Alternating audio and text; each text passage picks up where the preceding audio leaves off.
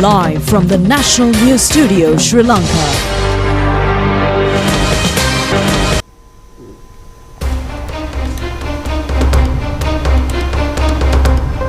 Welcome to the prime time news broadcast of the most prestigious channel in Sri Lanka. It's your news broadcast on Sri Lanka Rupavahini Corporation. I'm Siobhan Pereira. A very good evening indeed. I'm Sharifa Tahir. Let's take a look at the headlines.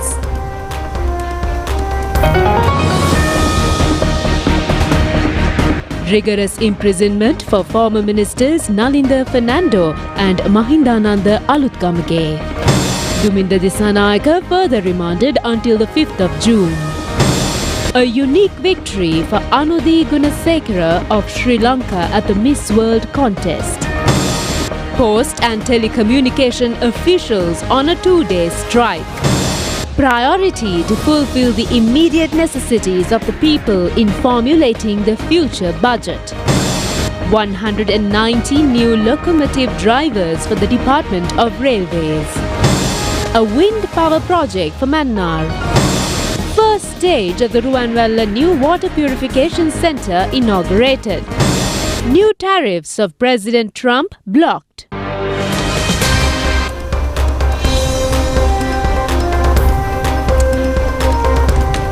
And now in your news in detail, jail terms with rigorous imprisonment has been ordered to former ministers Mahindananda Alutgamage and Nalin Fernando today. A 3-bench of judges in Colombo gave their unanimous decision ordering a jail term of 20 years for Mahindananda Alutgamage and a 25-year jail term for Nalin Fernando. More details on this story coming up shortly. And in more local news coming up your way, now we get on to the Mount Lavinia Magistrates Court with Mount Lavinia Magistrate Chaturika De Silva today rejecting the bail application of former Minister Duminda Disanayake and further remanded him until the 5th of June. Duminda Disanayake has been imprisoned in connection with the T-56 firearm taken into police custody at the Havelock City Housing Complex, Vallavatta. Accordingly, the magistrate further ordered to issue search warrants to inspect the residence and to further remand him until the 5th of June. Postal and Telecommunication Officers Association has commenced a 2-day island-wide strike. This step has been taken when the discussions held with the Secretary to the Ministry of Mass Media, Anil Jasinghe, regarding several demands failed.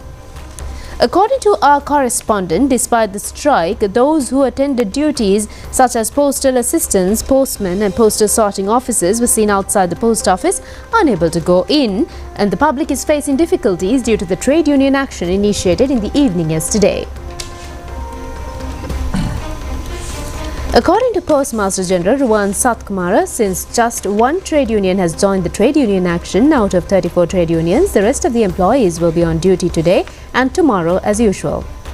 The Postmaster General pointed out that an income of 30 to 35 million rupees per day is lost to the Postal Department due to the present strike.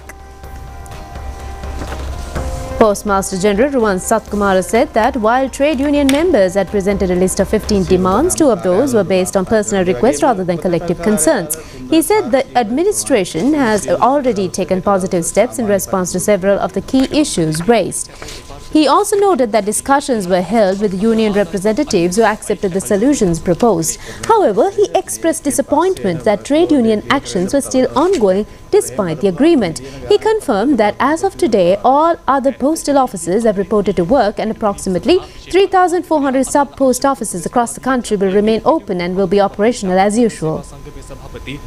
Postmaster General Ruwan Satkumara further warned that due to this disruption, the department would need several more days to clear the backlog of work caused over the past 2 days. He added that such trade union actions are resulting in significant financial losses.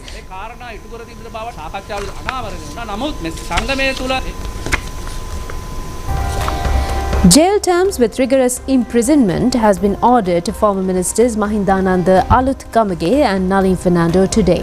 A 3-bench of judges in Colombo gave their unanimous decision ordering a jail term of 20 years for Mahindananda Alutgamage and a 25-year jail term for Nalin Fernando.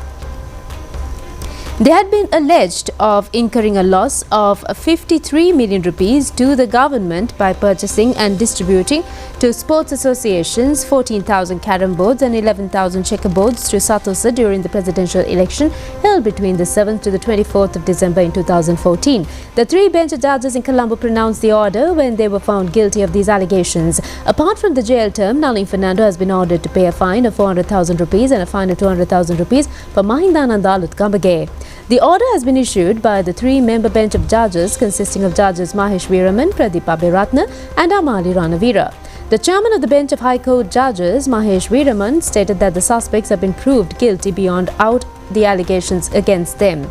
He also questioned the attorneys at law of defendants whether they have to say anything on behalf of the defendants. President's counsel Anil Silva, appearing on behalf of Nalin Fernando, stated that there is nothing to state since the order has already been issued, adding that his client had only opened letters of credit. Later on, President's counsel Shanaka Ranasinghe, appearing on behalf of Mahindananda Lutkambage, stated that his client has not received any benefit through the import of these goods and he had no idea about the deal. Later, Assistant Director Anuttara Jayasinghe, appearing on behalf of the Bribery Commission, told the court that my lord, although the defendants have committed an offence, they have not gained any personal benefit according to their attorneys at law, and that at the same time they tried to give a wrong picture to the society about the Bribery Commission. They also said that efficient officials will have to face court cases. He stated that the defendants of the case were alleged under the Bribery Act for incurring a loss to the government by committing the crime of corruption. Both of these defendants are government servants and they have committed this illegal action fully knowing that they are incurring a loss to the government through this activity. The first defendant has been the chairman of Satosa and has been appointed as a cabinet minister later on. The second defendant is the former minister of sports, where he has taken an action not concerned with him. According to the evidence, it becomes clear that they have misused the power of their position by engaging in an activity together not relevant to them. Through this offence, they have incurred a loss of more than 53 million rupees to the government. All these are public money and it is also requested to take care of the facts presented by the attorneys at law. On the occasion of committing this offence, the first defendant has been a chairman of a state company and the second defendant a cabinet minister. They have the responsibility of using a public money for the welfare of the people. They have engaged themselves in another activity by diverting public money for some other purpose and thus committed an offence. Through such activities, a huge loss has been incurred to the government and was also a reason for the country to become bankrupt, which has to be accepted. Due to the action of the defendants, not a single person but the entire society has become a victim. It is requested to punish legally for such persons who misuse their power, and it is also requested to punish such persons in a manner which will encourage those who take action against corruption. The attorney at law also requested the court to issue a judgment which will deliver a message to those people who expect to misuse their power in the future. He pointed out that there is a common belief among the general public that the powerful escape through the law where the innocents get trapped, since it is also requested to implement the law in a justifiable manner fair to everyone. After considering the facts presented in the court, Chairman of the bench of High Court judges Mahesh Veeraman issued the order. I quote, "It has become clear that the defendants have diverted the funds allocated for public welfare through the budget for this offence. There has been a loss of a huge amount of dollars to the country due to the action of the defendants. Although they did not gain any personal benefit due to their action, public money has been wasted. An economic crisis has also been generated due to the conditions like this, where the country failed to pay local and foreign debts too. As such, the court is of the opinion that a judgment to discourage persons who engage in such illegal activities has to be issued, and a judgment which emphasizes that government officials should not act on improper advice," the president stated while issuing his order. The suspects have been alleged under the 70th clause of the Commission to investigate allegations of bribery or corruption Act for importing and distributing 14,000 carom boards and 11,000 checkerboards for political requirements to sports associations through Satosa. This case has been filed by the Bribery Commission against the two defendants under 6 indictments during the good governance regime. Former Minister Mahindananda Lutkambage has been on bail regarding the incident of importing a shipment of substandard organic fertilizer during the previous regime. The court has imposed a foreign travel ban also against him.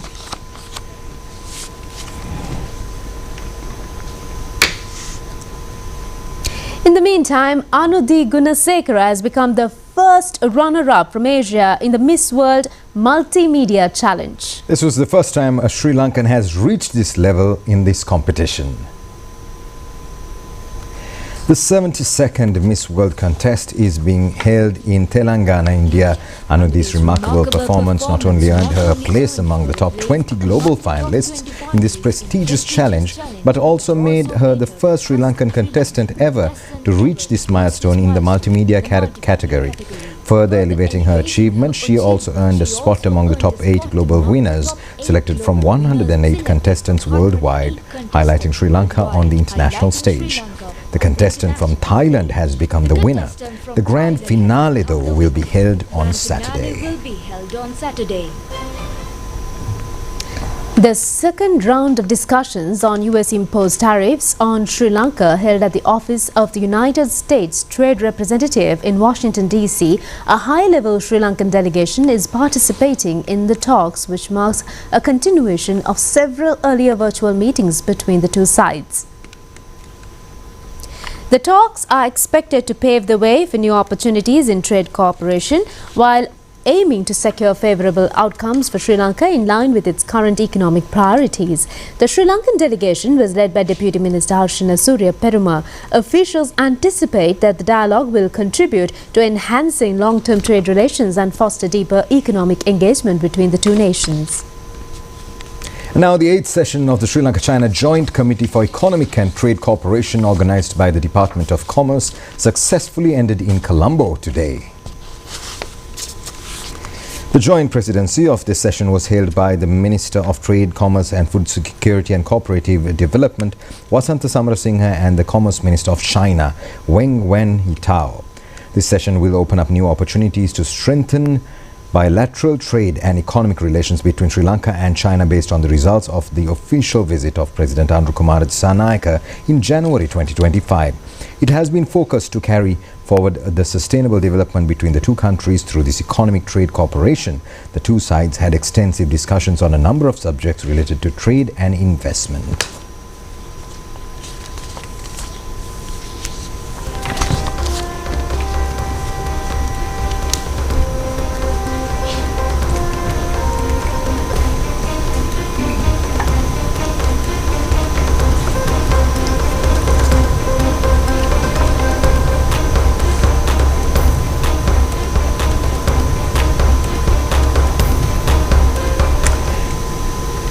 More local news. President Andrew Kumara Dissanayake emphasized the importance of prioritizing the basic and urgent needs of the people at district level in the preparation of the upcoming budget. Now, a discussion was held this morning at the Presidential Secretariat between President Andrew Kumara Dissanayake, chairpersons of district coordination committees and senior officials of the Ministry of Finance to gather proposals and ideas for the budget 2026. During the meeting, extensive discussions were held on development projects currently underway across various districts. The dialogue focused on identifying essential infrastructure requirements and other critical development needs and ensuring their implementation through the forthcoming budget allocations. Among those present were Secretary to the President Dr. Nandika Sanatkumanayaka, Secretary to the Ministry of Finance Mahinda Siriwardana, along with other senior officials from the Ministry of Finance.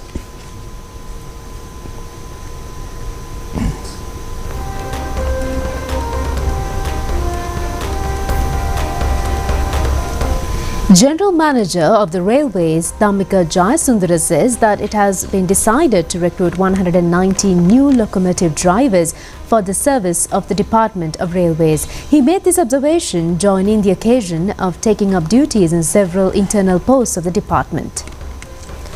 General Manager of Railways, Dhammika Jayasundara, said that the Railway Department has called for applications to recruit 160 new locomotive drivers from external candidates. Around 600 applications have already been received for the positions, and a competitive examination will be held in early July to finalize selection.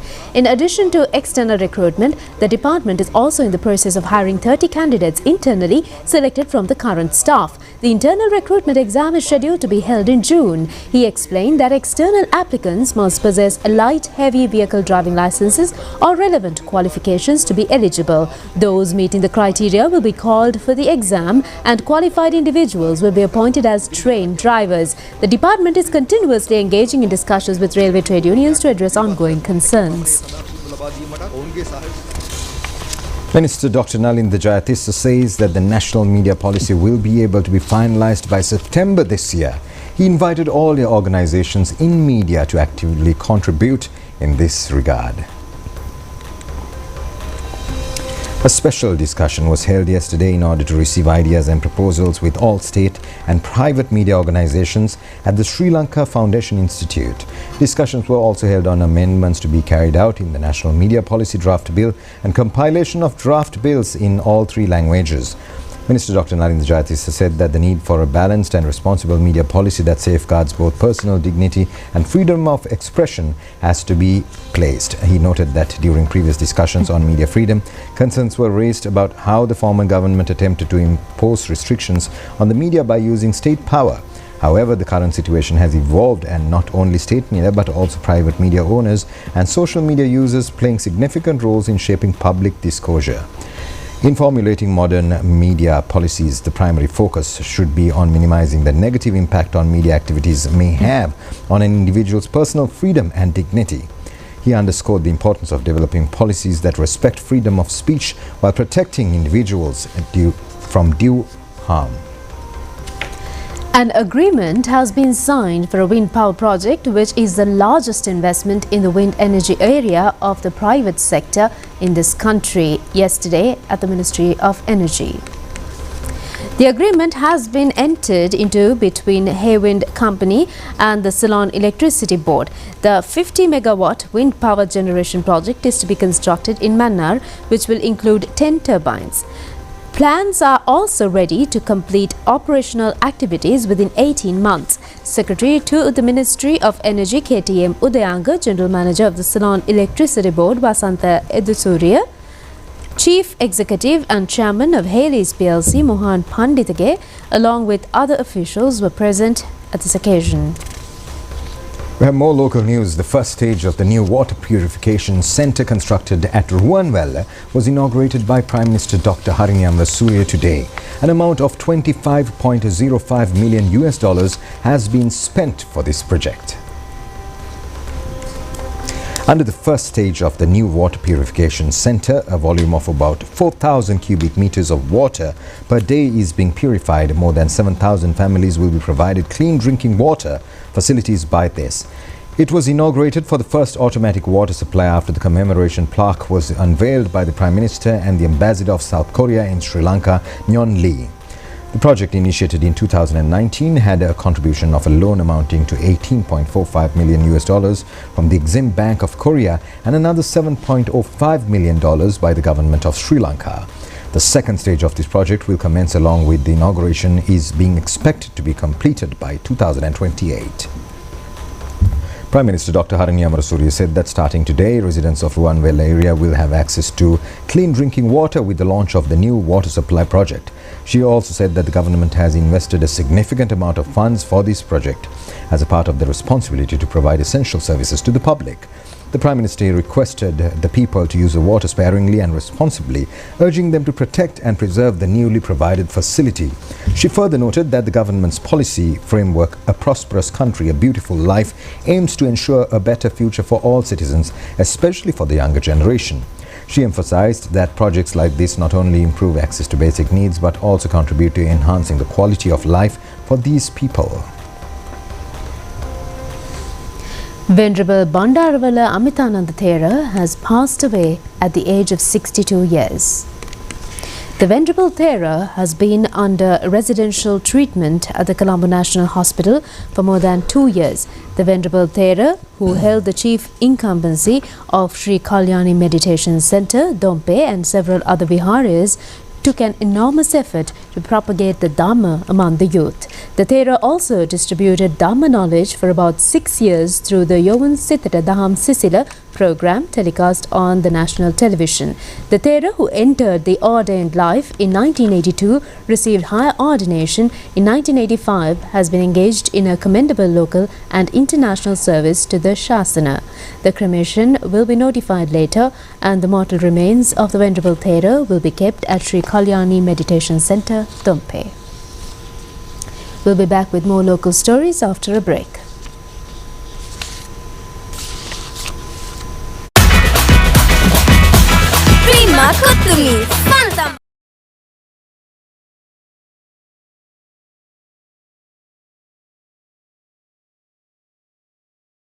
National News Studio, Sri Lanka.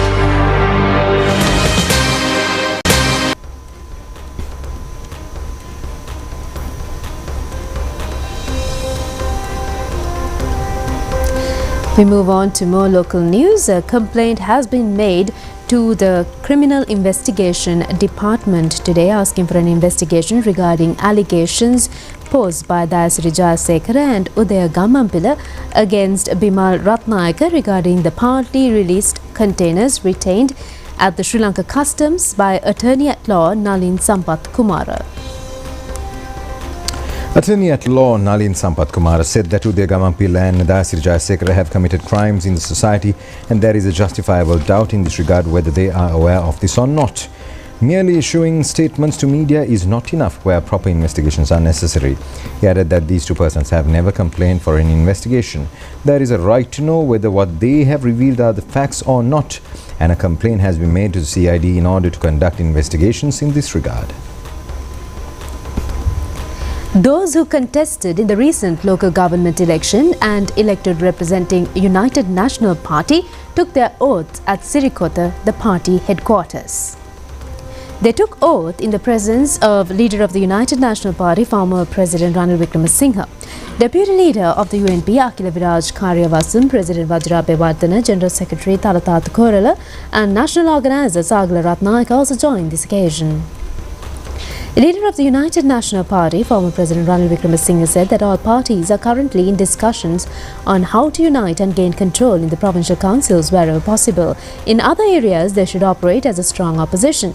The party's General Secretary, National Organizer and Chairman are coordinating these efforts. He emphasized the need to work together in regions where there is an opportunity to take leadership. Many new faces have entered the political scene. Referring to representatives elected from other parties, he noted that a large number of them are newcomers to the provincial councils. Even in areas like NPP, many of the elected members are new. In the last parliamentary election, many seasoned politicians were rejected, highlighting a shift towards fresh faces. It's not only about new people, but also about introducing new methods and approaches to governance, he added. Wari Mahima Pe Urume, the irrigation renovation program commenced today. The government is spending an amount of 78,000 million rupees for this program. The inauguration ceremony was held at Aluddiul Veva. Galembindunu Veva, 230 million rupees will be spent for the restoration of the bund and the sluice gates of the tank. The bund of the tank faced a breach due to the recent inclement weather conditions. This tank has a volume of 7,000 cubic feet acres.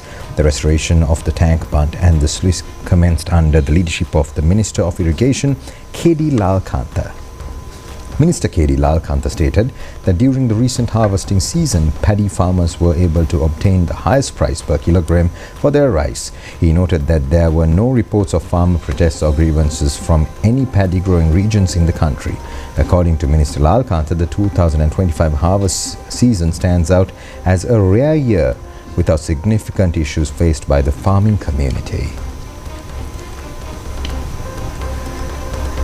Surveying a sea area has been done in accordance with the development in technology, and information was published in this regard today. We pay attention to a certain complex measure activity with the help of drone technology. Castlereagh and Moussakaret, the main reservoirs of the country in the central hills, directly affect the electricity production in Sri Lanka. These two reservoirs supply water for the generation of electricity at 5 hydropower production centres belonging to the Lakshapana Hydroelectricity Complex, namely Lakshapana, New Lakshapana, Popitiya, Vimala Surendra and Canyon. Since the inspection of the present condition of these reservoirs is of utmost importance to the Sri Lanka Electricity Board.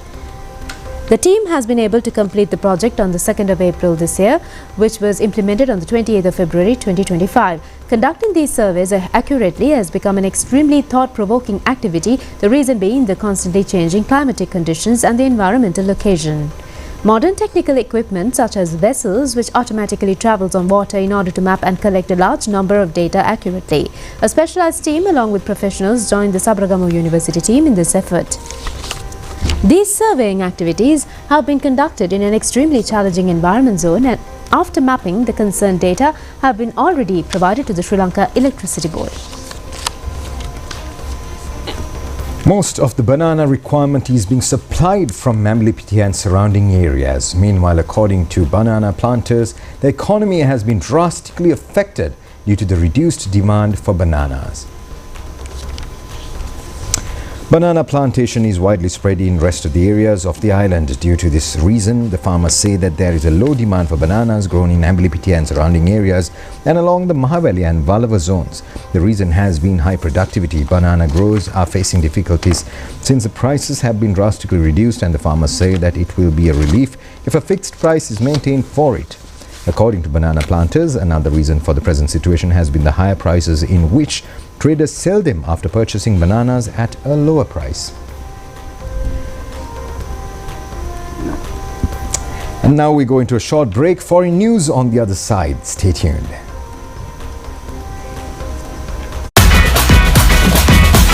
Prima Kutumi, Fantamai.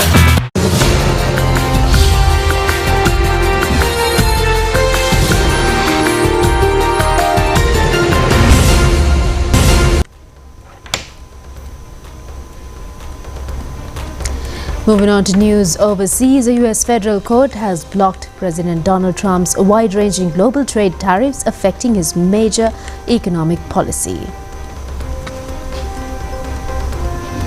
The Court of International Trade ruled that President Trump did not have the authority to impose tariff on most countries using an emergency law. The court stated that only Congress has the power to regulate international trade as outlined in the U.S. Constitution. President Trump administration announced that it would appeal the decision. The ruling came from two cases, one filed by the Liberty Justice Center on behalf of small businesses and another by a group of U.S. state governments. Both challenged the legality of the import taxes. A panel of 3 judges found that the 1977 International Emergency Economic Powers Act did not allow President Trump to impose such major tariff.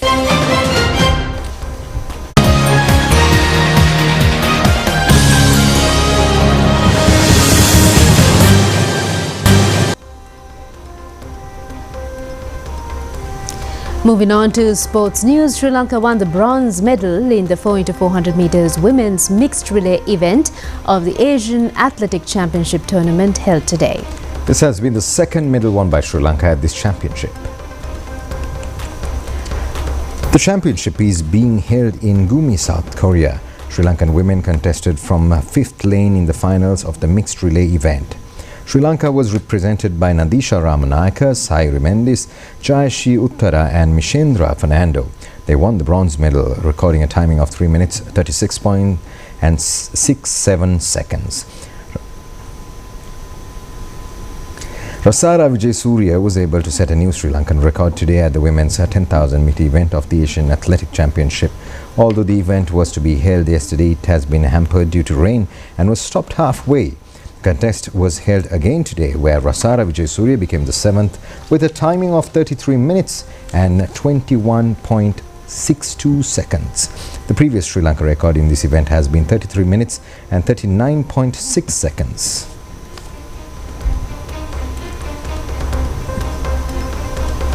And that was a look at your news here at Sri Lanka Rupavahini Corporation. I've been Siobhan Pereira together with Sharif Fatahir.